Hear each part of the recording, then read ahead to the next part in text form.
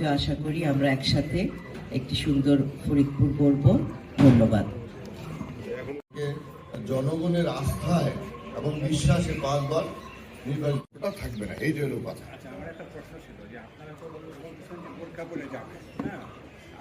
ধর্মীয় মূল্যবোধের একটা সম্পর্ক তৈরি করে কিছু কিছু নির্বাচন আচরণবিধি আইন অনুযায়ী তাকে তার মুখমণ্ডল দেখাতে হবে। তো কিছু সামনে কথা বলবেন। ধন্যবাদ।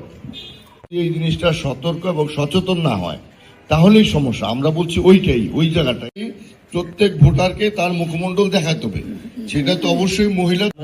আমি এবং আমার প্রতিদ্বন্দ্বী দলে যারা ক্যান্ডিডেট সকলেই সহনশীল ছিল, তাদেরকে ধন্যবাদ জানাই।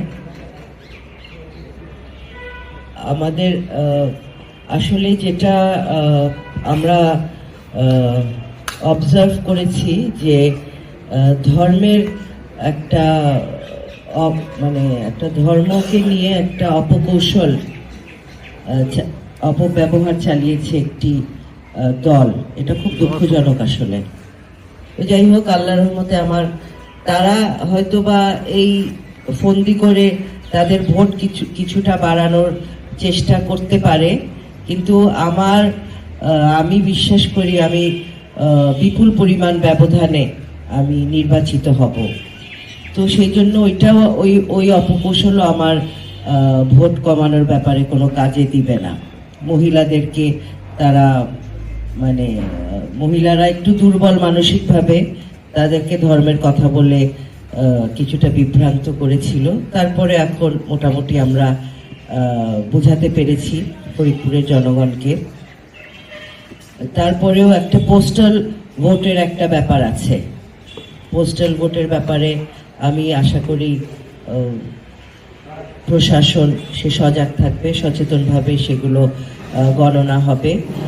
আর আরেকটা যেটা আমরা তো নির্বাচনের রাতের বেলায় মোটামুটি রেজাল্টটা পেয়ে যাই, কিন্তু এই যে 1 দিন 2 দিনের কথা বলছে, হ্যাঁ, এটার ব্যাপারে আমাদের কিছু শঙ্কা আছে। আর আপনাদের সেটা জানানোর জন্যই আরো এখানে আপনাদেরকে আমন্ত্রণ করা হয়েছে। আর কিছু কেন্দ্র আছে যেমন আমাদের ওই যে অনেক সময় শুনেছি আর কি, গত কয়েকদিন ধরে শুনছি যে কত লক্ষ বোরখা পরিহিত ব্যক্তি যাবেন। হ্যাঁ, তো সেটার ব্যাপারে আমি বলতে চাই যে এটা প্রশাসনও দেখা উচিত যে মুখ বন্ধ করে বা এমনভাবে যেন ভোটটা কাস্ট না হয়, ওইটা জাল ভোট হতে পারে। আর মোটামুটি পরিবেশ সুন্দর ছিল। আমি আশা করি 12 তারিখেও এরকম সুন্দর পরিবেশে নির্বাচনটা হবে। এটা আমি প্রশাসনের পক্ষ থেকে, আপনাদেরও দায়িত্ববোধ আছে, আপনারা সাংবাদিক ভাই আপনাদেরও দায়িত্ববোধ আছে, সেটার থেকে আপনারাও সজাগ থাকবেন।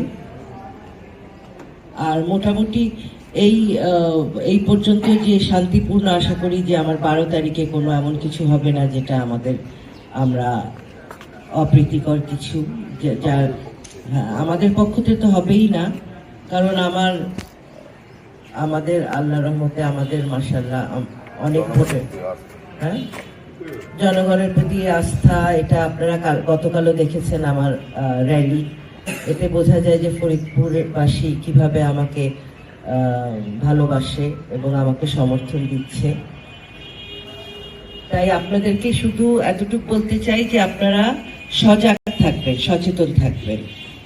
12 তারিখে আপনাদের একটু সজাগ থাকতে হবে।